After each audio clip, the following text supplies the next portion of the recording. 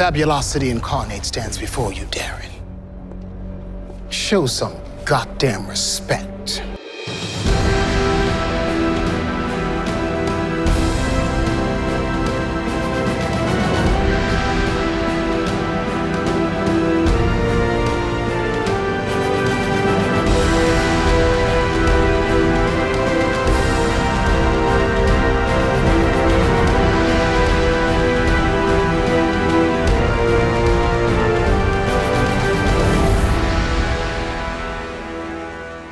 Hey there, Gothamites. Welcome to another episode of the Arkham Sessions. I'm Brian Ward. With me, as always, the psychologist to the superheroes, superheroines, and supervillains of Danny Street and beyond, Dr. Drea Letamendi. Hello, Drea.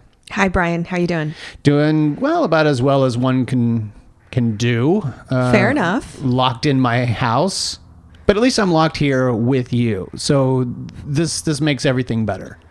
Well, that's so nice of you to say. Well, you know, I try to say nice things in a time where we're locked in a house together. It's actually something that's a great idea, is to extend your kindness and think about ways to, harness joy and gratitude. So Yeah. I appreciate that you're doing that. Like many other cities, our city of Los Angeles is experiencing a stay-at-home order. A little bit different than a lockdown, a little bit different than the quarantine. Some people are using those phrases just as a shortcut, but a stay-at-home order is essentially a citywide action. Actually, in California, it's a statewide action. Yeah. Instructing a strong instruction for residents to stay indoors, to minimize social activity, and for businesses to put their operations on pause. This, of course, has been really problematic for a lot of the industry, various industries, but here in LA, obviously film, television, a lot of people who have small businesses are really hurting around the country and around the world, I'm sure. We did want to take an opportunity at the beginning of this episode to sort of point out some of our favorite folks who are missing out on income due to the lack of comic conventions. As we know, Emerald City was postponed, quote unquote. Already next month's WonderCon is postponed. Other conventions have gone under, and this is really affecting a lot of people who make a lot of their income every year on conventions, whether it's doing commissions or selling their wares. And so Dre and I wanted to take an opportunity to point out some folks that we know are in need of your support. And this clearly isn't everyone we know. I think we might use our podcast as an example to, or as a way to boost the signal to some of our friends and colleagues over the next couple of episodes as we are hit hard by coronavirus. Drea, why don't you start us off? One of my favorite publishing companies is Fanbase Press. They've been partnering and collaborating with us for several years. They certainly have had a tremendous history of visibility and attendance and business operations at multiple shows. So a lot of their income comes from in-person sales at their table and booth during some of these very highly attended conventions and shows. So I know they're being hit hard now. They do have a way to access their fans and to bring in sales through their website. They're selling some of their items and products there. Quince is one of my favorite graphic novels. It's a wonderful story, a rare story actually, about a young Latina woman who is experiencing a coming of age experience. She's learning about her superpowers during the time of her quinceañera and learning all about the various ways in which she's practicing self-introspection and growing and connecting with her family members. I think it's a wonderful story to read right now when a lot of us are trying to find ways to relate to each other and connect with our loved ones and family members and it's just a joyful story. And I said a rare story because we don't often see narratives about Latinas in across our media. Yeah. So it's just a joy to see this as part of our literature. So I welcome folks to check it out. Fanbasepress.com is where you can learn more about that story. And actually, Fanbase Press has a bunch of podcasts that are awesome to listen to, just in general, in terms of getting updates and news about pop culture and like other science like fiction. us, other pop culture podcasts. I know they had a podcast that did the entire series run of Family Ties. So if you want to go back and totally revisit cool. like old favorites. One other thing that's really interesting about Kinsey, and if I'm not mistaken, Drea, her powers are finite, correct? That's right. She learns that her powers are accessible only during her 15th year. So basically she gets a full year to experience them. And I think that's a very different way to think about our abilities and think about making the most out of what you have right now. Yeah. Like what would you do if you only had the ability to be a superhero for 1 year, and not only 1 year, but 1 year during your teens? It's a really fascinating book. Kinsey, for those who don't speak/read Spanish, you might misunderstand it as Quince. Quince. A lot of people mispronounce it. So if you're going looking for Kinsey and you see Quince, that's the book you're looking for. And they've got it as there's like a big sort of omnibus. There's a big collective. That's beautiful. It's a wonderful. It's wonderful the size of a textbook. It's beautifully produced. You can find it online at the Fanbase Press virtual store. So just go to fanbasepress.ecrater.com, ecrater.com. Want to move forward to someone we've been talking about over the last few weeks, mainly because Drea has had something to do with his creator-owned book. Livio Ramondelli is one of our best friends. We actually met him because of this podcast. He was a listener of our podcast, and while I was doing a live show for Shout Factory at BotCon, a Transformers convention in 2014, Livio, who is a Transformers artist, walked up to my booth, introduced himself, told me that he listened to the show, gave me some of his art, and we've been basically best friends ever since. It is such a strong connection, and he loves what you do so much that he had you consult on his creator-owned book that he was doing secretly. No one really knew. That book, as we've talked about in the past, is called The Kill Lock, which is all about 4 sentient robots of different classes that have all been brought together through this programming where if one of them dies, they all die. They are very different characters, some better than others, and they have to learn to work together in order to keep themselves alive as they go looking for the cure to this program.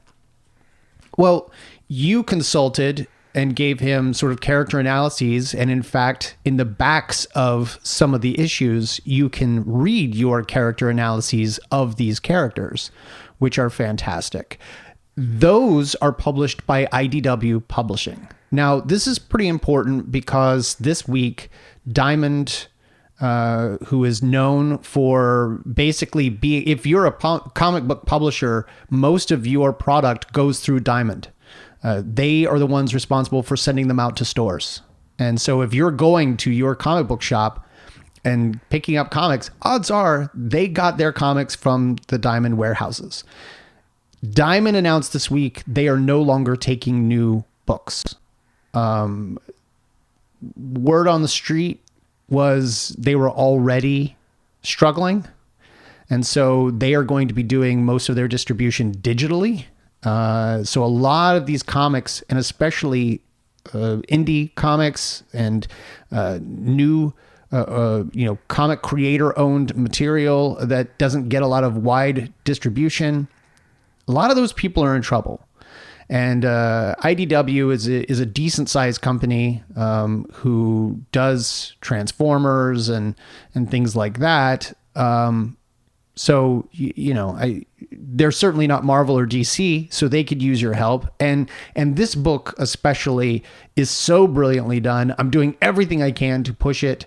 I would love for it to get Eisner consideration next year when it's eligible. It's really one you should read. You can pick that up digitally or possibly even get print copies by going to IDW Publishing and look up The Kill Lock by Livio Ramondelli. And of course, Livio's got commissions open. Just tweet him at Livio Ramondelli and see if you can float some money his way, because he's one of those people who makes a lot of his income every year by going to conventions that now no longer exist. One other company we want to highlight is led by a dear friend of ours, Tony Kim, who a lot of people would know from Twitter as at Crazy for Comic-Con. One of the biggest Comic-Con fans I know would do Comic-Con advice guides leading up to the convention. I even did a video version with him for Shout Factory a few years ago.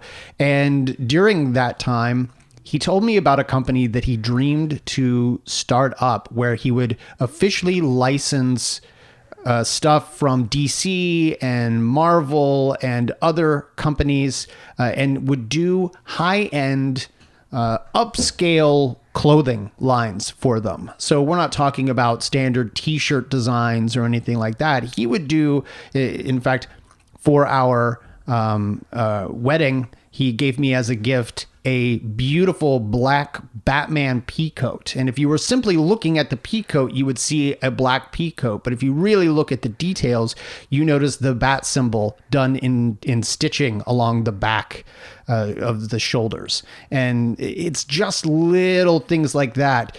Super geeky, but super high end. That is where he steered his company, Hero Within. Well, they have an online store, HeroWithinStore.com, but they get most, if not all, of their income from these conventions that are shutting down. And he said online that Hero Within is now in jeopardy of basically shuttering their doors for good, because they just can't. Not only do they have a lot of their manufacturing done in China, all of their sales come from their conventions. Right. And so, and these are, you've got a number of Hero Within items. You've got the Wonder Woman denim jacket, which is a beautiful denim jacket that has the stitching, the standard sort of golden stitching along the back shoulder that's in the Wonder Woman design. And that's available in men and women's sizes, because they are all about inclusivity and making clothes for everyone. Exactly. Like a Wonder Woman jacket doesn't have to be bought just by female identified fans. This is I've been friends with Tony for several years. He's been so passionate about this endeavor, and truly this company was a dream come true for him. And yet this pandemic has really hit his company hard. We acknowledge that there are hundreds of thousands of businesses that are impacted, and we really can't name all of them, but this was just a way for us to maybe draw our fans and our listeners to some online purchases or online opportunities for them if they have a little bit of extra money to spend. I recommend Tony's company. And Tony's also doing a wonderful thing. Some of the manufacturers that he works with in China are creating the masks for medical workers here in the U.S. And so they are donating profits from their sales. Even though they are in jeopardy of losing their business, they are donating profits from their sales to get to buy masks for the medical workers from those manufacturers in China. So go pick up a jacket. Go buy a shirt. They're beautifully done, and I think you'll like them. And it helps out our medical employees here in the United States who need this equipment. Yeah, we're seeing a huge impact on companies. I think, I know a lot of experts are playing this game of prediction and forecasting, and I understand that for a lot of us, this is the first time we've experienced anything like this global crisis, this pandemic that has no way for us to, despite our scientific trajectories, we still are not fully 100% aware of how this experience will impact the communities as far as economic consequences, financial consequences. In my world, I'm interested, curious, and a little concerned about the mental health impact that COVID-19 will have on all of us. And I think it's important for folks to just continue to try to think about, as we're adjusting to social distancing, and for UCLA, a lot of us are adjusting to remote work and remote learning for students. I also encourage folks to think about ways to try to continue to do things that they normally were doing, just to have a sense of balance and mental safety and security. So the routine that you had, to the best of your ability, the types of exercise that you had access to, the different ways in which you would socialize, now maybe mapping that onto virtual socializing and connection. It's really paramount for us to be thinking about our well-being and how we're day to day just nurturing our emotional capacities and our emotional functioning, really. So I appreciate the folks that are listening to our podcast. Truly, this is going to be like many of our podcast episodes, in that this is a form of escapism. This is a form of connecting with pop culture and fictional characters, and maybe even accessing a little bit of our own psychology.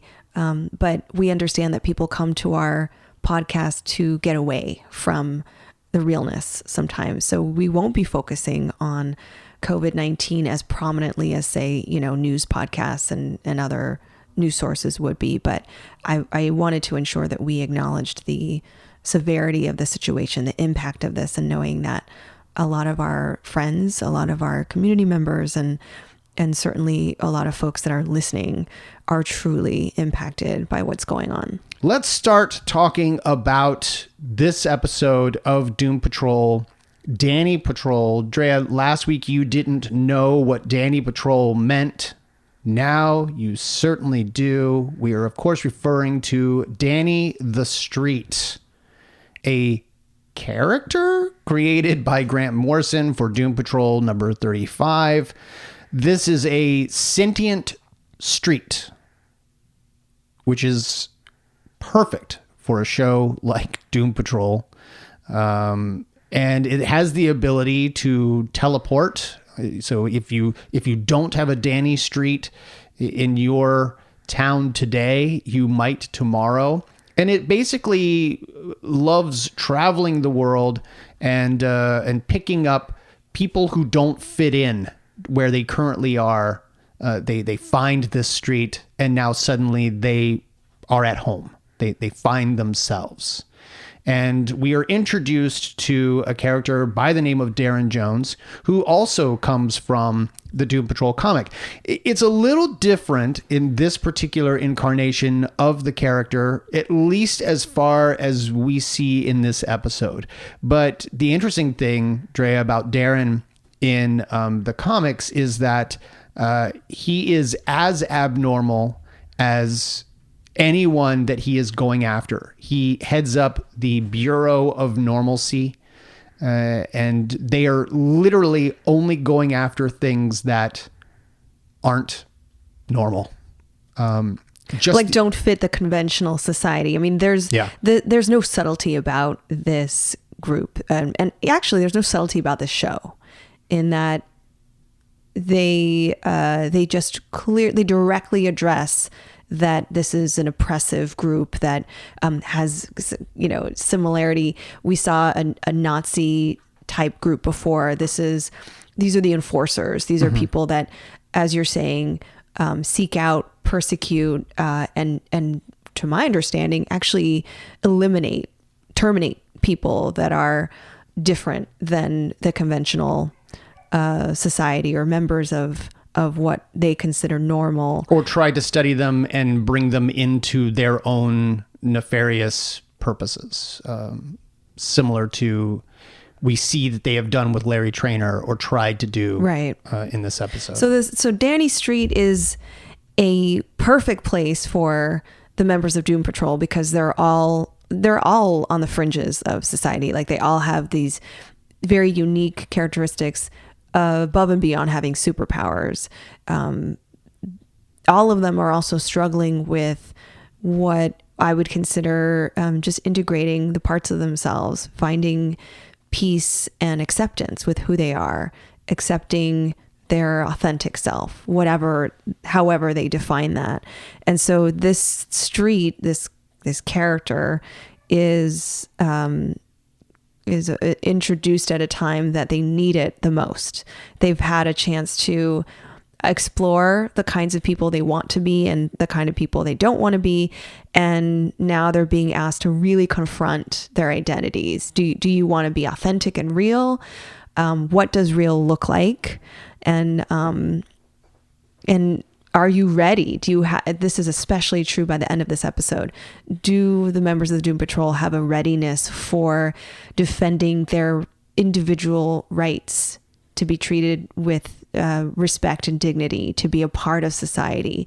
Do they choose to be on the fringes of society and stay in Danny Street? Because as I understand it, Danny Street kind of is a bit of a vacuum. It doesn't intersect with the rest of society. You might completely miss it if you didn't know it was there.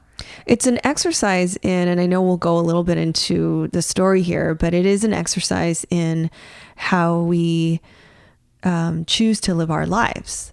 It's such an interesting time for us to talk about Danny Street now, because a lot of us are practicing social distancing and stay-at-home orders where we're alone a lot of the times, or we're just in our house with ourselves. And there's just a ton of time here to contemplate what's important to us, our values, our own characteristics, as well as exercise the things that actualize our identities, whatever that might be. Yeah. So that's a struggle. I do think that this is a direct confrontation. This is a pinnacle. This is the time of, do you truly want to be who you are for all of these characters? Yeah. Yeah. Larry, especially, he and Cyborg are both tapped to go to Danny Street when they receive a cake that asks for help. And on top of the cake is a map, and it shows Danny Street. And according to Cyborg, there is no Danny Street in town. But they follow the map, and of course, they find Danny Street. And they also find that the street seems to be able to hear them when they're talking about it. And rather than ask it direct questions, they are lured into Peeping Tom's Perpetual Cabaret, which is basically a 24/7 cabaret show. It's a drag show. Led by the magnificent Mara Lee Corrupt, who we would recognize potentially as a character that was part of the Bureau of Normalcy, Agent Morris, who was going in to infiltrate the town before they raided it and destroyed it. And instead, he was one of those people who found his true calling as the leader of this cabaret in drag. And almost kind of like a figurehead, like the for lack of better assignment, like a mayor of. Yeah. I mean, Danny the Street is its own leader because Danny is Danny can communicate with its community. Dannizens. Yeah, but I think that Darren becomes or Mora becomes a person who is just kind of instilling leadership, like a person who just takes on the sense of not necessarily authority, but wanting to protect the community members and really, I think, kind of being proactive. This is a person who clearly had something missing in their life, or they weren't being truthful to themselves. And so here now, I think we're seeing the real Mora. We're seeing somebody who's taking action, who is so different than their previous self, but is clearly functional in this community. And I love the performance by Alan Mingo Jr., who plays Mora Lee Corrupt. He, if you're not familiar with Broadway, headlined Kinky Boots for a while as Lola, and a role originally done in the movie by Chiwetel Ejiofor, and so is perfect for this role of Mora Lee Corrupt. But they are on the run from the Bureau of Normalcy and Darren Jones, and they ask for Niles's help. Niles, of course, is not with the Doom Patrol right now, so Cyborg and Larry go to check it out. Once they realize what they're dealing with, it starts to play with the needs of themselves a little bit, especially Larry, who is asked to come up and perform karaoke, and does brilliantly as himself, non-scarred, non-bandaged. His true form. Yes. Who he really is. Beautifully done, and performs with Mara. Although we then cut to after the fact and find out that that was all in his head. It was all what he wished he could be doing. But instead, his response is... I don't sing. So Larry is still pushing himself away from his true identity as much as he possibly can. As we've learned in the last couple episodes, he is taking those little baby steps forward, especially with the energy inside of him, but he is still not fully ready to embrace that person he wants to be. Right. By the end of the episode, maybe this has changed. I like the idea that this might be different, because once they have defeated the Bureau of Normalcy and Darren Jones, the street teleports Cyborg and Larry back home, and Larry is mid-song. So clearly, while he was in Peeping Toms for those last few minutes that we didn't see him, he let go a little bit. He let go and actually started to sing. It's almost like this episode was a bit of a musical itself. Just the it's very bright, very colorful. Yeah, the costume, the numbers, the singing, very over the top. Mm-hmm. It seemed almost campy. Yeah. Well, especially as we get into the other side of the group, because if we've learned anything from Doom Patrol episodes, it's that we're always following two different stories. Yeah. And I do want to say that Cyborg and Larry are the two that go into the drag show, that they go into the cabaret. And it's interesting that they end up there, because I feel like of everyone, the two of them struggle the most with accepting who they are outside and inside. Just those two characters in particular feel so different mm-hmm. with how the world sees them and how they're portraying themselves and who they are inside. Cyborg especially is not exactly comfortable. In the last episode, we talked about how he tried to start essentially a Tinder account or a OkCupid account or whatever, and felt so uncomfortable with women commenting on his physical appearance, the mechanisms, and not even grossed parts. out. Yeah, not even people who are grossed out by those mechanisms and physical appearance. They loved him because of those things, with the exception of the one girl. Yeah, he didn't want to be fetishized. Yeah. He didn't want to be objectified by it. And yet You're right. There was also the possibility, I think he was vulnerable and worried about women rejecting him, finding him to be unattractive, if not repulsive, because of his cybernetic parts.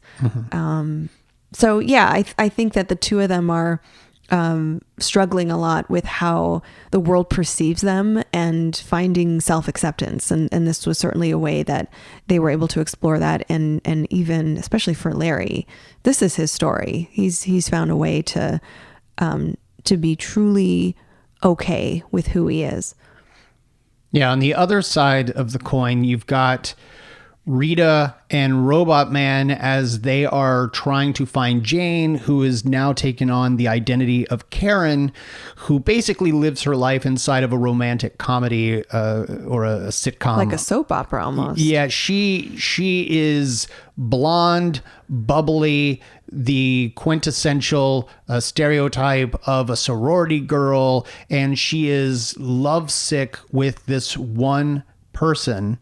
And has really dragged him through hell over the last few years, because it's an on again, off again relationship where she basically stalks him, lures him back into her grasp, and inevitably leaves him again.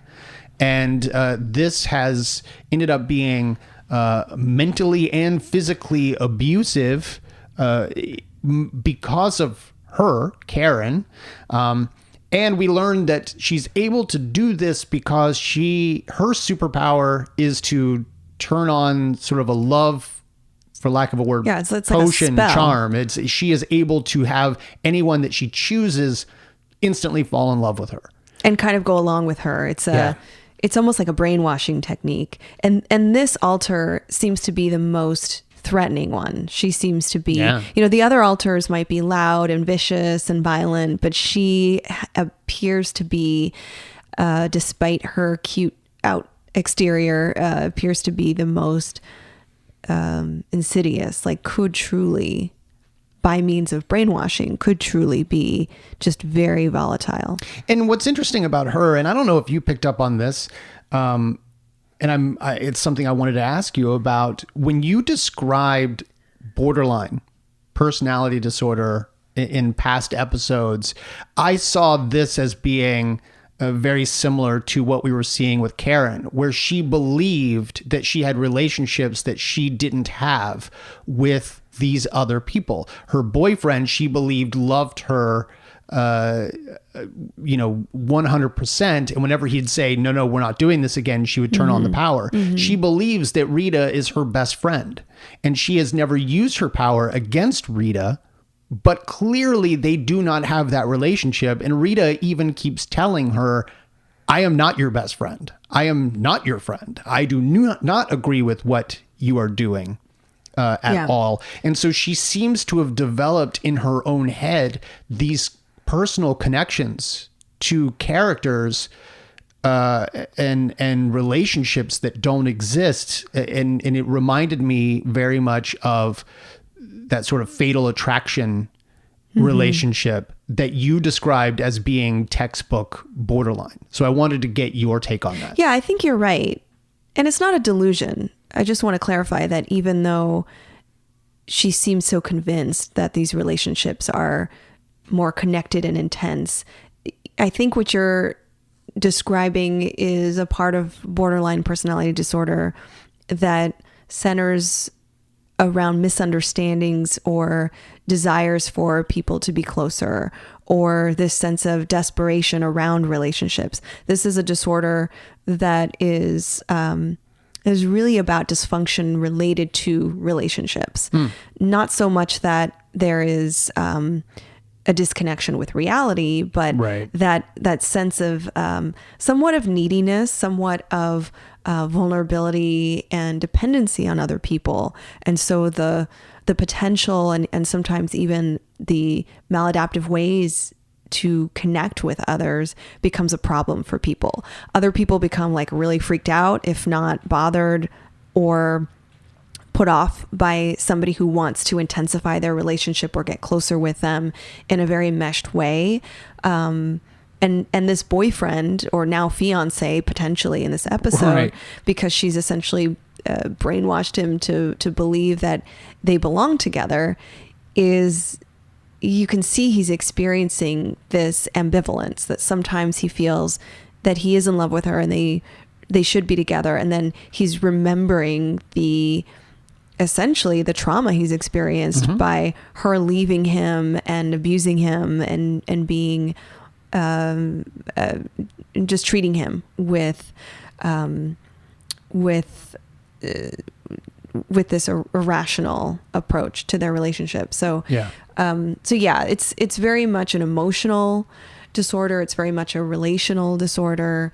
And although Karen has this superpower, the ability to brainwash people through this hyper connection, I think there is a hint of some traits that would be very similar to borderline. And while Karen is certainly the focus of this storyline, it's Rita who is once again the character who is showing the most strides of progress. She is the one who is taking the adult role in this situation, trying to bring Karen back from this mindset, this fantasy that she has. Like you said, it's not a delusion, but it's clearly a character that she has dealt with before. She knows her MO and she knows how to handle her. But unlike previous incarnations of Rita, where she might stay at home and decide not to pursue Karen, she has taken the role of sort of she's the matriarch of the family. She has decided to. She has to take care of other people. Yeah. And I love seeing Rita's progress. For as much as Larry, every episode seems to have a little more self-realization, he still fights it. Rita has more and more self-realization every episode and seems to embrace it. And she is really coming out on top as the character who has the biggest arc from episode 1, hopefully through the end of the series. Yeah. And then, of course, Cliff gets relegated once again to being by himself. He gets a cool moment where he gets to dance with a kid who's dressed like a cardboard robot. But this episode isn't really about him, and he's almost intentionally kept out of the story. I wonder if we'll see something emerge on the next episode. Well, and because Karen decides that she needs the meeting between her fiance's parents and her to go extremely well. So she brings Rita in to basically vouch for Karen. Right. Rita is more presentable than Robot Man, clearly. And so she asks Robot Man, who is sort of hideous and weird, to stand outside. And that's where he encounters this boy who decides to have a little dance off with him. So at the end of this episode, you had a reaction. I did have a and reaction. You recognized this, this dimension. Tell us what that was. Okay, so at the end of the episode, after Larry and Cyborg save Danny Street from the Bureau of Normalcy, and then Rita and Robot Man managed to prevent a wedding, sort of a la, God, it just reminded me so much of sort of a Tim Burton Beetlejuice. Hey, we're suddenly getting married. We're all in wedding dresses and tuxes, and we're having this makeshift wedding in our home. It's happening right now. They managed to keep that from happening, thank God. And then suddenly, Karen's personality is dragged into the abyss of Jane and her mind, and we get to see the underground. The underground has been hinted at and talked about, where Cliff especially saw the map of the underground. He got to see where the different characters lived and where the different personalities lived and where they hang out. But it's basically a subway system, and we now get to see one of those characters being forcibly dragged into a tunnel. And it doesn't seem like the normal, hey, I'm being replaced by another identity. This seems violent. It seems scary. It seems like Karen's identity is in trouble. So something dark is happening in the underground of... We have to revisit the concept of multiple personalities, mainly because this, the way that this show handles it is that the alters actually need to be preserved and protected. This is new. Usually the way in which multiple personalities, or more specifically multiple personality disorder, is portrayed involves this goal to integrate them, this idea that that one identity should emerge or should reign over the others, that the others should be somehow eliminated or integrated together. So what's interesting is that this show handles it differently. This show is telling us that the alters need to be, certainly there needs to be some sense of harmony, but the alters need to be preserved. I got the sense that we don't want Karen to be eliminated. We don't want her to be,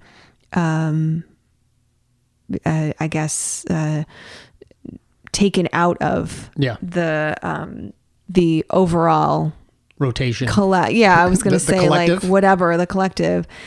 And that's very different from what we usually see, just as far as how multiple personalities are handled. Yeah.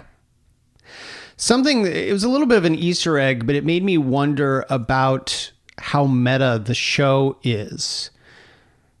I don't know if you noticed, but at one point, Cyborg is given, I would say maybe it's a gift by Danny Street. It's a comic book, and it's called My Greatest Adventure. And for keen-eyed viewers, they might recognize My Greatest Adventure as a DC comic. In fact, it is the DC comic that introduced Doom Patrol in issue 81. In issue 80. We talked about it in the first episode of this podcast following Doom Patrol, that comic became so popular they then retitled it to Doom Patrol in only like 5 or 6 issues later. So it's interesting that Cyborg is now seeing a comic that went on for a little over 120 issues before Doom Patrol ended, when the Doom Patrol died. It's very meta. It's an interesting Easter egg, but it also makes you wonder, because this show breaks the fourth wall so much, is Vic being given a glimpse into a comic book that will ultimately reveal the ending of the Doom Patrol? I don't know. It's just something that I wondered about. Or it could simply be, because Vic is also the character in Jane's painting that is supposed to be the end of the team. He's supposed to kill them all. I would be interested to see what this comic book means going forward in future episodes. You think it will be referenced again? You think it'll be brought into the story a little bit more? I think there has to be a reason that Vic was handed an issue of My Greatest Adventure, beyond simply as a wink and nod to those of us who know the comic. I think there must be something bigger. Danny Street doesn't just hand people things as gifts. There's usually a purpose to his actions. There's a message there that is about heroism and could potentially be maybe a peek into how to avoid whatever climax we're going to see coming up in the next few episodes.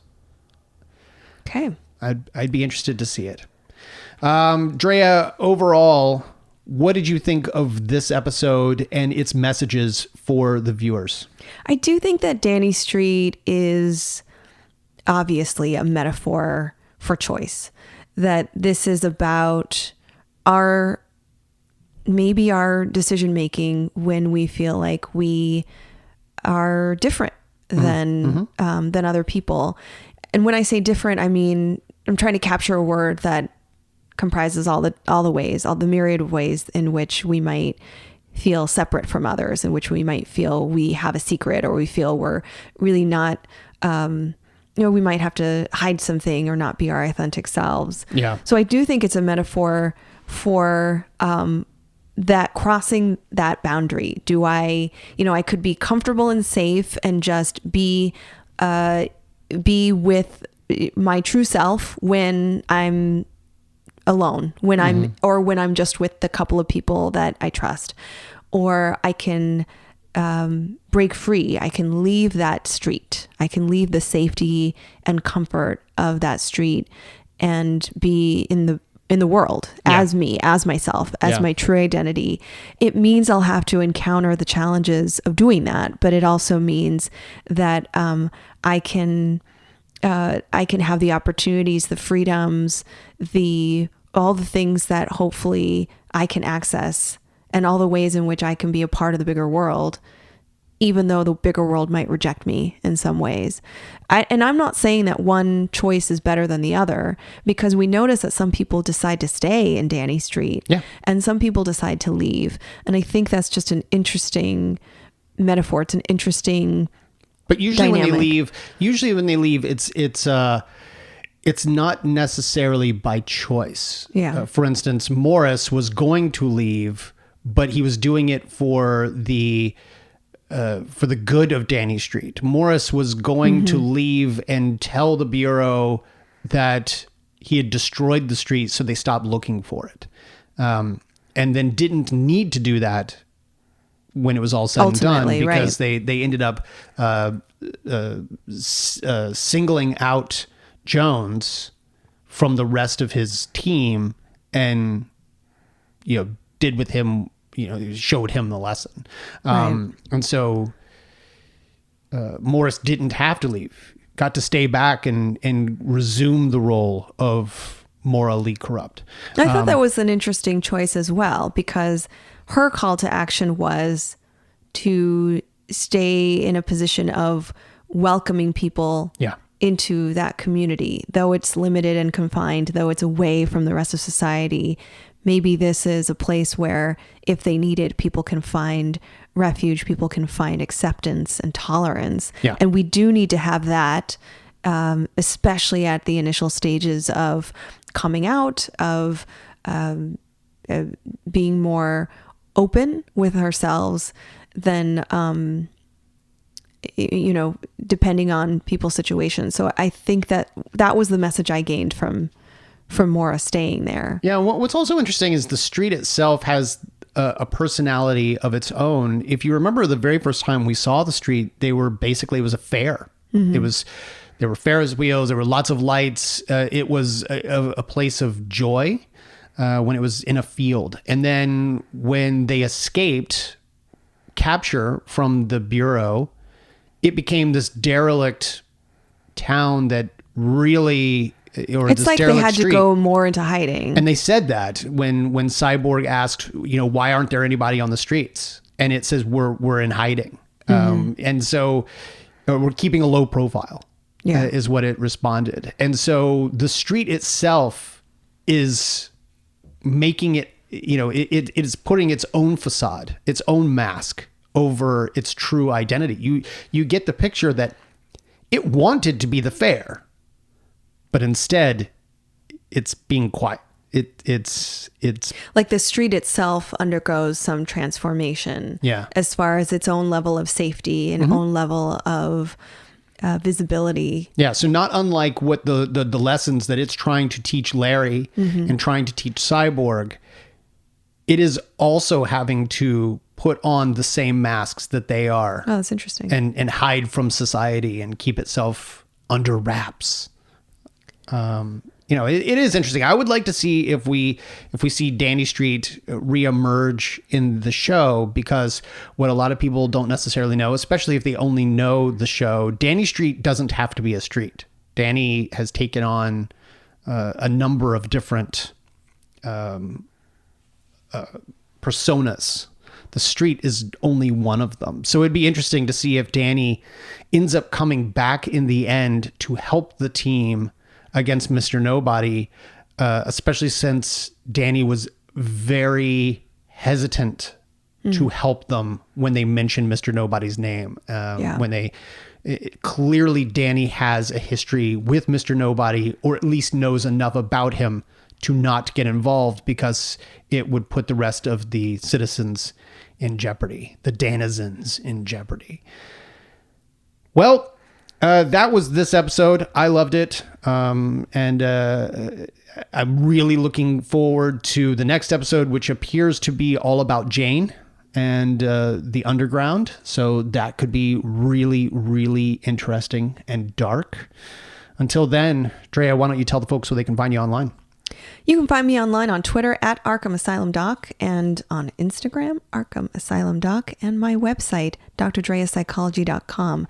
I encourage people to check out our Patreon page if they're interested in voting on the next show that we cover. Yeah, which we gave them as options: the Marvel Cinematic Universe, the first season of Steven Universe, which when we announced that, everyone lost their minds. They're really interested. In fact, right now I will give you a spoiler regarding the voting.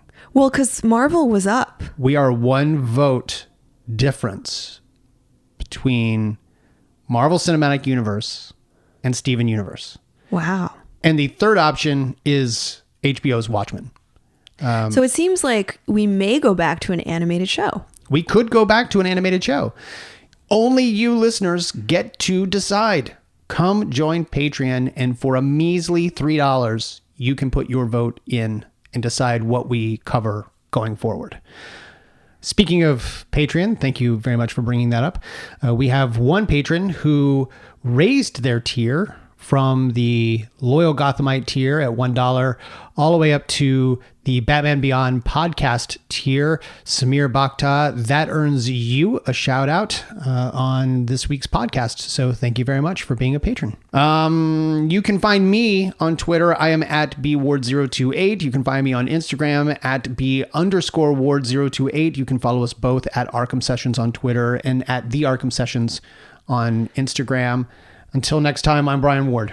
I'm Dr. Drea Letamendi. And together we are the Arkham Sessions.